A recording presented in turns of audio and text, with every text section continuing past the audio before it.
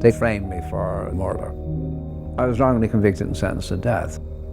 In the beginning, when I was first sentenced to death, the hardest thing for me was being hated. A robbery happened up in the next county, and following the robbery there was a shootout with police and 2 police officers were killed. 2 men were arrested, one that evening, one the following morning, but the 3rd man escaped.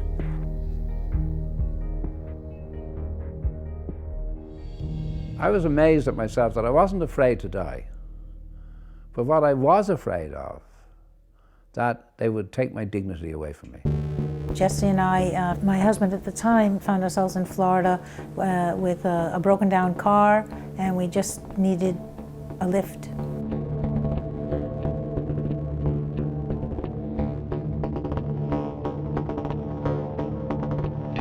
The policeman drew his gun and said no one was to move, and then they were shooting. I covered the children. I was still in the back of the car. And when I looked up again, Jesse was standing there. The other guy was running around the car with a gun in his hand, ordering Jesse to put us into the police car. And we were all taken into custody, and of course they didn't believe me.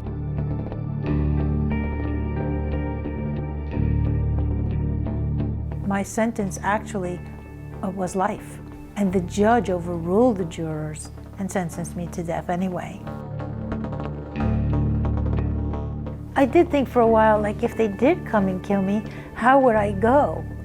You know, and at first I thought, I'll fight them. If they want my life, they'll have to have my blood under their fingernails. They'll just have to drag me there. I'll fight, and I won't let them do it.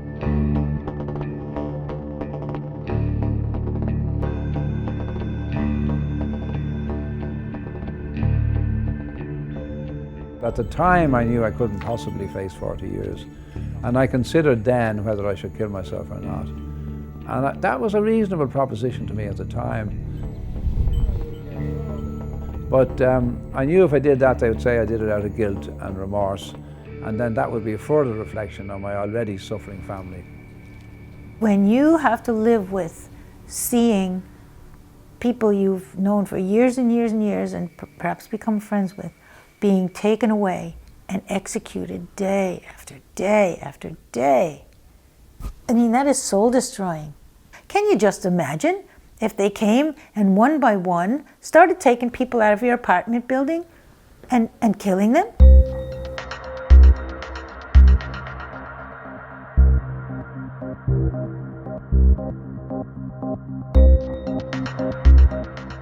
Unfortunately, Jesse, because his sentence never changed, he was executed.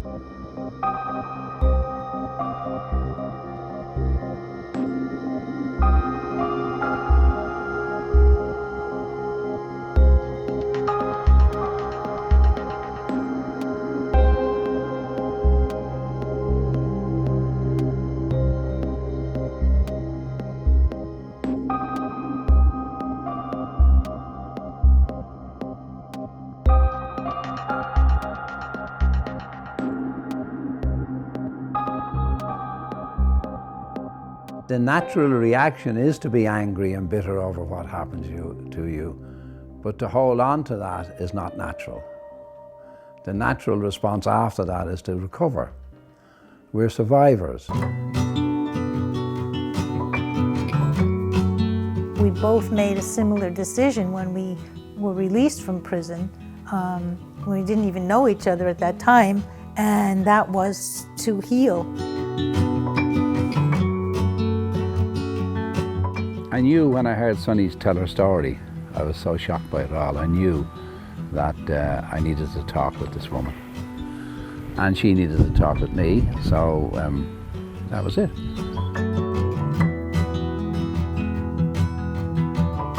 I said, well, how did you get through your experience of being wrongly convicted and sentenced to death and all that? And he says, oh, I did yoga and meditation. I couldn't believe it. Not everybody does that when they're sentenced to death. So that was our first bond. And then our first discussion was about forgiveness. This is definitely beyond my wildest dreams. It's wonderful. Primarily, I think, because Sonny and I are together.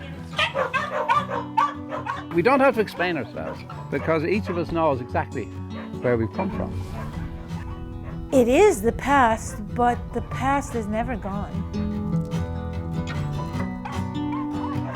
When I first met Peter, it was kind of amazing because I didn't know what I was expecting, but I wasn't expecting someone quite so big and tall and formidable. I think I'm formidable. Yeah.